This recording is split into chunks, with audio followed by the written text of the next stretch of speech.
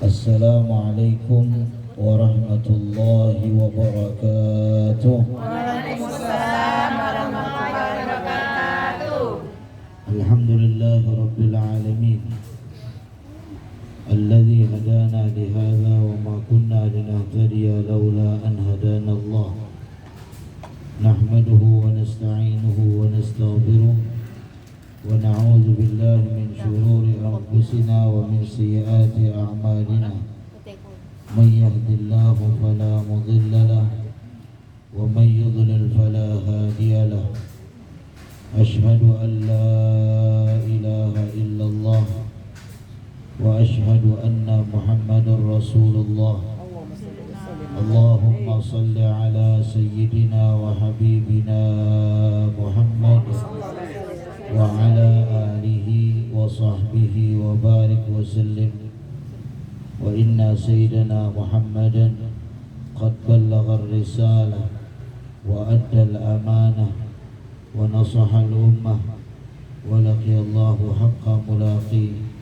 Amma ba'd. Yang saya muliakan guru saya Al-Ustaz Khairul As'ad, beserta yang saya muliakan pembimbing kita semua Al-Ustazah Hajjah Iffah. Dia itu namanya Iffah. Affa ya Ifu Cuma Ifa. jadi Ipah ini. Dari panggil kampung ini Ipah karena Namanya Iffah. Beserta yang saya muliakan Bapak Haji Firman sekeluarga, Amin. ibu-ibu sekalian yang dirahmati oleh Allah Subhanahu wa taala. Alhamdulillah, kita bersyukur kepada Allah yang telah menganugerahkan kepada kita nikmat yang tiada hingga, yang telah memberikan kepada kita nikmat iman dan Islam, nikmat sehat wal afiyah dan keberkahan umur, beserta nikmat kemudahan langkah kaki kita menuju majlis ini untuk halal bihalal bersama pengajar-pengajar kita yang mudah-mudahan semua guru-guru kita sehat wal afiyah dan dimudahkan urusan beliau.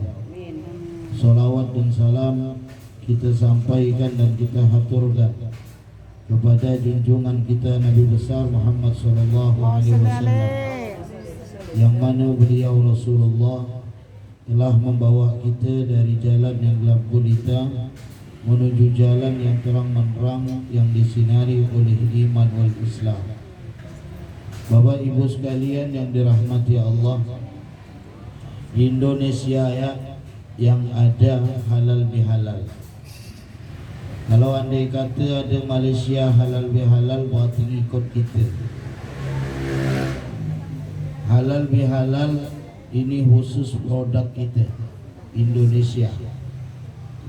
Dan subhanallah, jangan cepat kita membid'ahkan kalau ini tidak ada dalil, lalu kita tidak paham sejarah dibalik dari halal bihalal. Unik sebenarnya halal bihalal.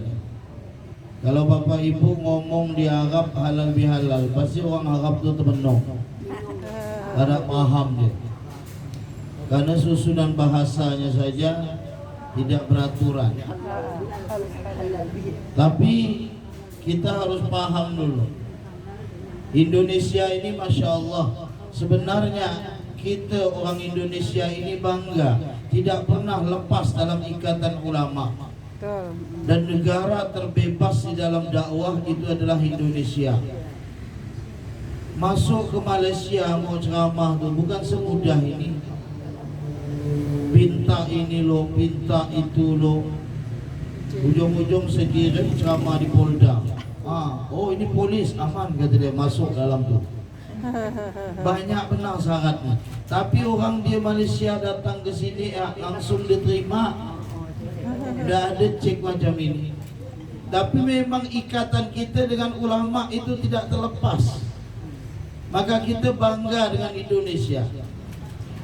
Maka harus kita pahami di dalam sejarah Indonesia ini merdeka pada tanggal 17 Agustus tahun 1945. Saat itu bulan Ramadan. pada hari Jumat jam 10 dibacakan proklamasi Indonesia oleh Pak Presiden Soekarno. Tapi bingung Pak Presiden, sebulan setelahnya didatangi oleh Belanda sama Inggris mau nyerang kita ke. Siapa yang didatangi Pak Presiden? Ulama. Beliau mengutus utusannya untuk datang ke Kiai Haji Hashim Asy'ari, pendiri Nahdlatul Ulama. Maka Bapak Ibu, NU sama Muhammadiyah jangan mau dipecah. Kekuatan Islam Indonesia ini ada pada dua itu. Dia cuma perbedaan mazhab saja. Muhammadiyah itu kembali kepada mazhab Hambali, Ahmad bin Muhammad bin Hambal yang wafat tahun 241. NU ini kepada mazhab Imam Syafi'i. Tapi dua-duanya membantu kemerdekaan Indonesia. NU berdiri tahun 1926, Muhammadiyah berdiri tahun 1912. Maka kemudian mendatangi utusannya Kiai Haji Hashim Asy'ari. Bagaimana caranya? Sementara persenjataan kita tidak banyak.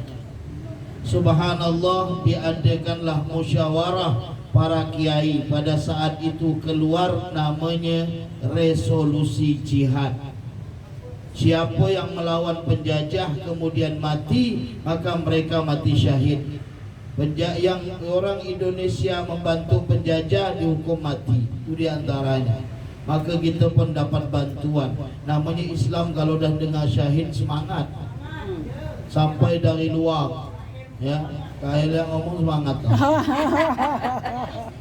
Maka di sini kita lihat Bapak Ibu sekalian, subhanallah, ternyata dengan semangat jihad diumumkan sama Bung Tomo pada saat itu pun izin kepada Kiai Haji Hashim Asy'ari. Artinya ibu-ibu sekalian, jangan pisahkan diri kita dengan para ulama. Al-ulama warathatul anbiya. Apa kata Al-Imam Al-Qurtubi? Lau kan ahad asyraf minal ulama la qaranahumullah bi ismihi wa ismi malaikatih. Kalau seandainya ada yang lebih mulia dari ulama, Allah akan gandengkan namanya dengan nama malaikat.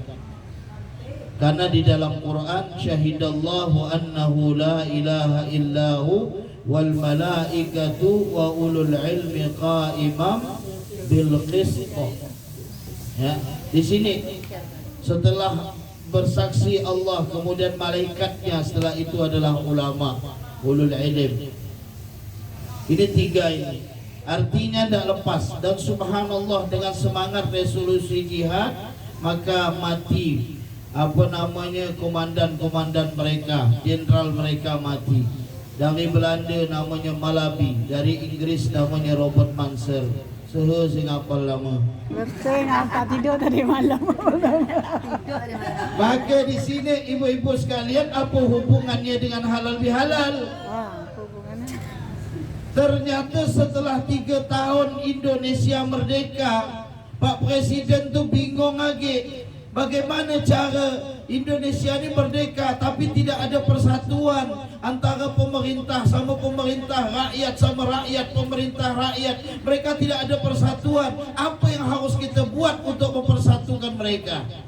Maka kemudian datang kembali dengan kiai, ulama juga datang kepada Kiai Haji Wahab Hasbullah namanya. Wahai Pak Kiai, apa yang harus saya lakukan? Kata Pak Kiai Haji Wahab Hasbullah, tidak lama lagi kita ni Idul Fitri. Tidak lama Idul Fitri.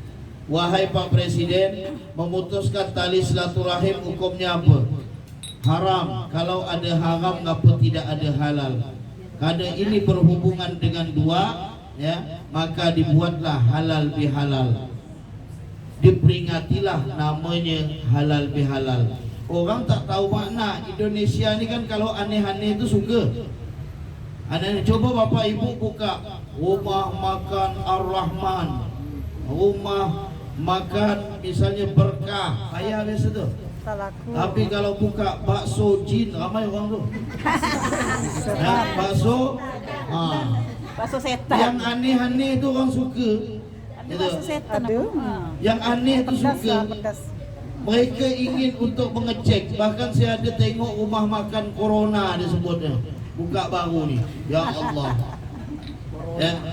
Permainan pun aneh-aneh suka. Minuman aneh-aneh suka. Ya, ada minuman budak kecil suka tu. Apa nama mixu apa nama? Tu ibu-ibu dah tahu dah. Begitu antri ramai. Permainan yang ganggu kita ceramah kemarin tu Ustaz. Lato-lato. Begitu rasa ceramah, begitu ada kapak. Sekarang dah hilang dah dia dah. Redup dah dia. Kerana sukanya sebentar. Maka subhanallah, Pak Presiden Soekarno begitu membuka halal bihalal, mereka datang. Apa itu halal bihalal?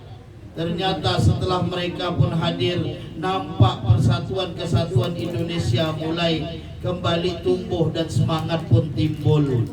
Begitu berkah halal bihalal. Sampailah sekarang kita Indonesia ni ada halal bihalal. Kenapa perlu dijelaskan? Supaya ibu-ibu tak ada bingung kalau ada orang nanya halal bihalal tu. Tak ada dasar dan sebagainya. Tapi ada sejarah di balik Indonesia. Terutama kita di Kalimantan Barat. Dalam penelitian dunia, tidak ada lebaran yang paling lama kecuali Kalimantan Barat. Betul? Saya di Jakarta 2 tahun. Di Jakarta 2005 sampai 2007. Subhanallah, habis selesai saya khutbah Idul Fitri, datang ke rumah orang, dan besok udah sibuk cari rezeki orang. Besok dah berdagang lagi. Dan subhanallah, penelitian dunia tidak ada kue paling banyak kecuali Kalimantan Barat. Kue yang sampai Idul Adha masih ada.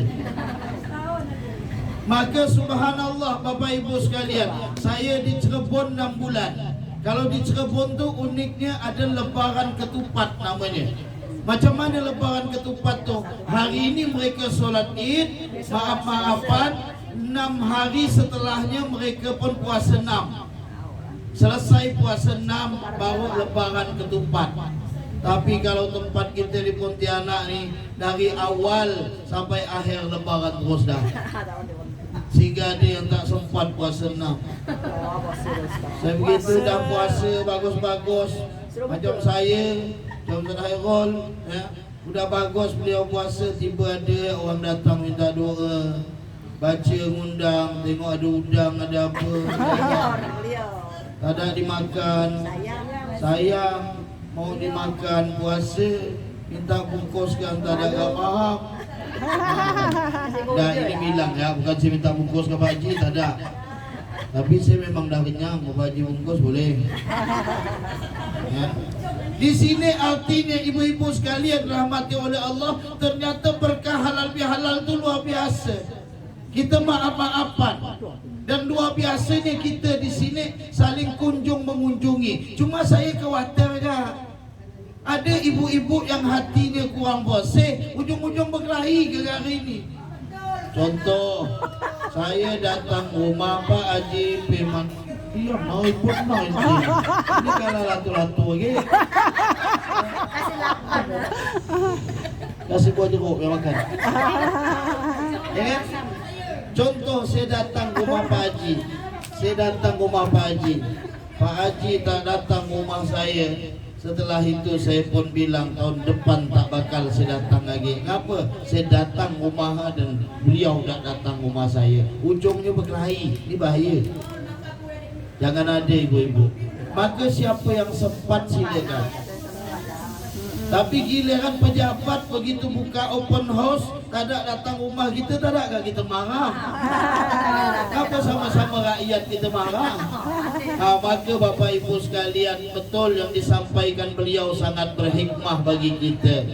Memang susah untuk mengamalkan wal kadhiminal ghaidha wal afina 'anil nas. Itu susah. Bukan suatu yang mudah. Ya. Ketika kita ingin marah sesuatu, kita tahan marah itu. Bahkan kata Nabi Muhammad SAW, ya, ibu-ibu lihat orang yang bergulat tu hebat. begitu dientam badannya mantol, tak ada rasa sakit. Padahal itu bukan orang hebat. Bahkan Rasulullah bersabda apa? Ya, sampai kata Nabi Muhammad SAW, laisa syadidu bisur'ati, innama syadidul ladzi yamliku nafsahu 'anil ghadab. Orang yang kuat tu kata Rasulullah bukan orang jago gulat, bukan orang yang hebat gulat, tapi orang yang kuat itu kata Rasul yang mampu untuk menahan marah. Itu orang yang hebat, ibu-ibu sekalian. Dan kita belajar itu, sama-sama belajar. Saya belajar, ibu-ibu belajar. Tak ada di antara kita nak belajar kerana berat. Kalau ibu-ibu memang harus marah, jangan pernah menyimpan marah itu dalam waktu yang lama. Pergunakan dalam kehidupan itu, ya. Jangan sampai kita tekan hati kita dengan dendam dan sebagainya. Bersih. Maka beliau tadi berbicara tentang hati. Beliau bicara tentang hati tadi. Bahkan para ulama membagi hati itu di dalam kajian bahasa Arabnya, ada yang mengartikan sadar. Sadar diartikannya hati juga, tapi bagian luar. Ada qalbun, hati bagian dalam. Ada lebih dalam hati, ada hati namanya fuad. Ada inti daripada hati yang menjadi fondasi dalam agama kita, namanya lub. Ya. Maka di sini 4 ini dibahas oleh para ulama kita. Jadi simpan, jangan apapun yang kita marah lalu kita simpan dalam hati kita. Saya salut dengan orang-orang Arab itu di sana itu. Kalau mereka sekali marah memang seram, tapi sekali marah itu tidak ada pendendam. Saya salut. Saya punya guru ada pemanas luar biasa. Sekali marah tu ya Allah bergegar kita, tapi habis marah tu ngasih duit. Boleh dimakan. Saya paling sering nak marah beliau. Sering nak kasih Begitu duit. kena marah saya sabar. Habis tu timbul rasa kesian, kasih duit. Subhanallah. Ini artinya ibu-ibu sekalian, kalau memang harus kita marah, jangan kita dendam. Carilah marah yang mengarahkan seorang itu kepada jalan Allah. Rasulullah itu adalah seorang yang sabar. Walaupun Rasulullah pernah marah kalau andai kata itu berkaitan dengan agama Allah. Tapi kalau Nabi Muhammad untuk diri beliau sabar. Rasulullah mau diapakan saja beliau sabar, tidak pernah membalas sesuatu yang disakiti oleh orang lain. Maka ibu-ibu sekalian, orang yang baik bukan orang yang membalas suatu keburukan kepada orang lain. Ya, berbuat baik dengan orang baik itu biasa. Berbuat baik dengan orang lebih baik itu biasa. Berbuat baik dengan orang yang jahat itu baru luar biasa. Ya. Jadi ibaratnya kalau ada orang lempar kita pakai kulit durian, balas dia pakai lempuk durian. Kulit tu tajam, lempuk tu lembut gitu. Karena kenapa? Kita sadar mungkin Allah akan berikan tarbiyah di balik dosa-dosa kita. Betul. Di situ Allah akan mengajarkan kita di balik dosa kita tu. Itu yang dimaksudkan oleh beliau tadi. Kita sadar begitu kita mau dendam akan kesalahan orang lain dengan kita, Ustaz Khairul mengingatkan kita, oh ternyata saya juga seorang hamba yang bersalah. Kullu bani Adam khata'. Tidak ada manusia itu yang tidak bersalah. Dalam kajian bahasa Arab saja, manusia dalam Quran disebut apa? An-nas. An-nas itu artinya pelupa. Nama saya tu satu ya, jangan dua. Orang banyak nyebut An-nas saja, pelupa, betul-betul lupa saya. Ya. Maka di sini An-nas itu artinya pelupa. Maka hakikat manusia itu lupa. Memang al-insan mahallul khata' wan nisyan. Manusia itu tempatnya salah dan lupa. Kemudian dalam Quran ayat yang lain Allah sebut insan. Insan itu artinya apa? Melupakan. Maka manusia ini ibu-ibu sekalian, letak kita bukan sempurna. Kita tidak ada satu pun yang sempurna. Maka jangan kita merasa paling suci. La tuzakku anfusakum. Allah yang tahu antara hati kita ini apakah kita bersih. Tapi kita berusaha untuk sampai kepada ayat Allah yang disebutkan beliau, qad aflaha man zakkaha au qad aflaha man tazakka. Beruntung orang-orang yang bisa membersihkan diri. Rata-rata para ulama tasawuf mengambil dua hal. Kalau zakah mereka biasa mengambil kepada nufus. Kalau hati biasa mereka mengambil kepada kalimat tasfiyah. Jadi ada tazkiyatun nufus wa tasfiyatul qulub. Pembersihan jiwa kita dan pembersihan daripada hati kita. Hati satu, jiwa tu banyak. Maka jiwa ini biasa diarahkan kepada tentara yang ada di tubuh kita. Indra-indra kita yang biasa berdosa. Indra kita ni dosa. Mata kita suka melihat kekurangan orang lain, ya. Mulut kita yang selalu menceritakan aib orang lain. Seakan kita lupa dimuliakan oleh Allah karena aib kita ditutup. Kita apalagi tangan kita, kaki kita yang mungkin mencelakakan orang lain, ya. Maka subhanallah, padahal setiap apapun kekurangan pasti Allah berikan kelebihan. Sehingga kata pepatah Arab, la tahtaqir man dunaka falikulli syai'in maziyah. Jangan hina kepada selainmu, sesungguhnya tiap sesuatu itu ada kelebihan. Tidak ada sini manusia tak ada kelebihan. Pasti ada kelebihan mereka. Beri walaupun kekurangan. Orang bisu dia tak bisa ngomong, tapi ada kelebihan. Saya ada kawan saya bisu umrah, ketemu sama orang bisu di Arab, nyambung dia ngomong. Saya heran bila pula dia belajar bahasa Arab ni. Karena kenapa? Bahasanya adalah bahasa isyarat. Bahasa isyarat. Mereka sudah faham di dalam hal itu. Maka di balik kekurangan pasti ada kelebihan. Saya punya kawan tak bisa lihat, sudah berapa kali kita datangkan di Huwanul, tapi hafal 30 juz Al-Quran Allah berikan.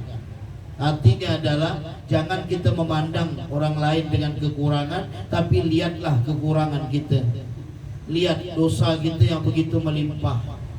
Kita di bulan Ramadan udah nyebut nama Allah dalam Asmaul Husna, dan kita baca berulang kali yang disebutkan oleh beliau guru saya tadi, afuun. Udah kita betul-betul puji dah Allah tu.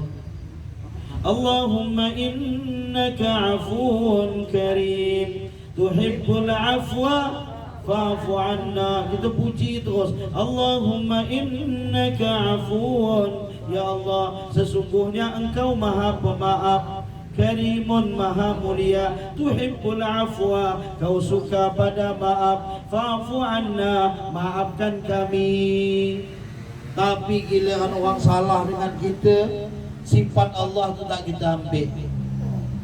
Kalau andai kata Allah mau jawab kita, engkau minta maaf dan kau katakan aku pemaaf, kenapa engkau tidak memaafkan kesalahan hamba-hambaku?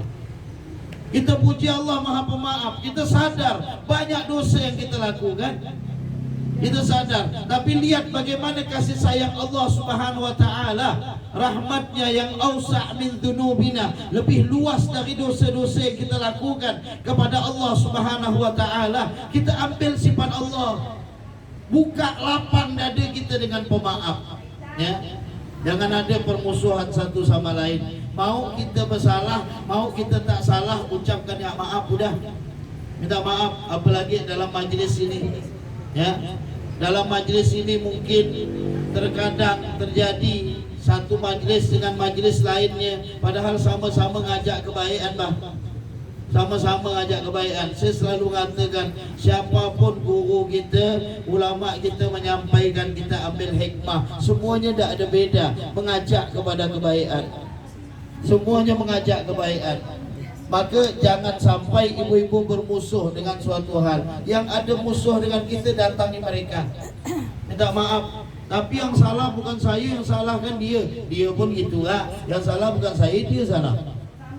Lalu bila kita akan meminta maaf? Kenapa ibu-ibu sekalian, ketika Imam Ghazali ditanya bagaimana seorang yang beribadah kepada Allah dengan ibadah yang dahsyat, kemudian mereka memutuskan tali silaturahim, ibadahnya akan ditolak oleh Allah Subhanahu wa taala. Kenapa? Karena silaturahim itu bersambung dengan Allah. Faman wasalahu wasaltu wa man qata'ahu batattu, sampai dikatakan kalau seandainya ia menyambung dengan hamba Allah Subhanahu wa taala silaturahim, akan disambung kepada Allah Subhanahu wa taala.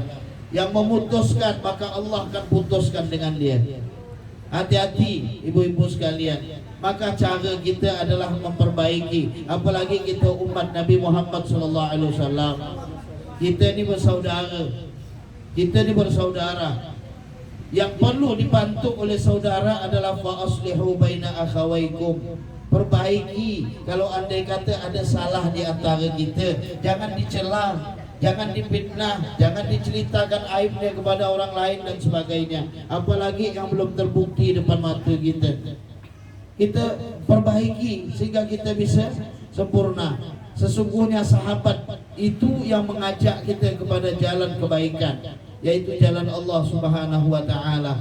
Maka ibu-ibu sekalian yang dirahmati oleh Allah, masih ada kesempatan sebelum nyawa kita berakhir untuk kita membuka hati kita, memaafkan saudara kita, demikian pula kepada kita dengan mereka. Kita ingin sempurna dalam ibadah kita. Orang jelekkan saya, Ustaz, serah dia. Orang ginikan saya, terserah dia. Pokoknya kalau dia datang berbuat baik, buat baik. Saya dulu pernah, subhanallah, saya tukang hantar guru saya ni. Waktu ada orang jelekkan beliau, saya ngantar sarung, ngantar duit 40,000 waktu itu. Saya tukang ngantar ni pun, ya Allah, rasanya geram masa. Udahlah orang ni jahat, ngapa ke masih dikasih sarung berduit. Maka subhanallah, apa kata beliau? Ketika kita sudah berbuat baik tapi dia berbuat jahat, nanti di akhir Allah akan pindahkan kebaikan dia dengan kita. Jadi keuntungan bukan bagi dia, tapi keuntungan bagi kita sendiri. Maka jangan pernah ibu-ibu membalas hal yang serupa dari keburukan orang lain. Dan hikmahnya pun luar biasa, mudaratnya luar biasa bagi orang memutuskan tali silaturahim. Bahkan diancam Nabi Muhammad SAW, la yadkhulul jannah qati'ur rahim, tak akan masuk surga orang memutuskan tali silaturahim. Bahkan dalam sabdanya yang lain, man hajara akhahu fauqa thalathati ayyam, tak masuk surga orang yang diamkan saudaranya, tak bertegur lebih dari 3 hari.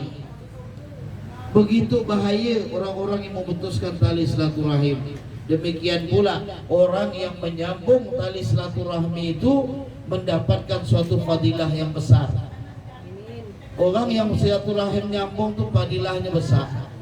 Di antaranya umurnya diberikan oleh Allah panjang.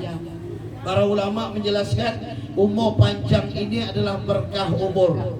Kemudian Allah berikan rezekinya lapang. Dan itu disabdakan Nabi Muhammad SAW, man ahabba ayyabsuta rizqahu wa yansha'u lahu fi umrih falyasil rahimah. Siapa yang ingin dilapangkan rezekinya oleh Allah, ingin dipanjangkan umurnya oleh Allah, maka ikat tali silaturahim di antara kita.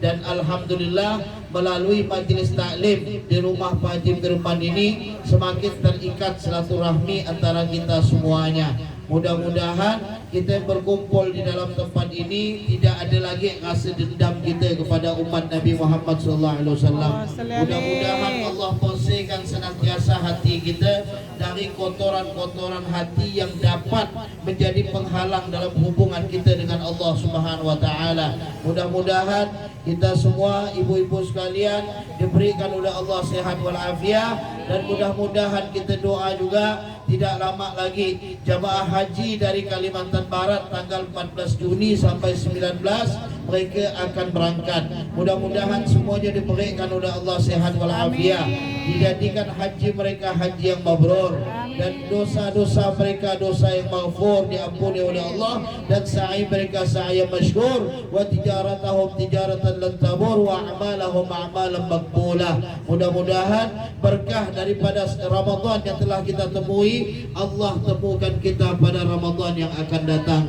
Seandainya tahun ini kita terakhir puasa Ramadan, mudah-mudahan Allah terima dari segala amal kita.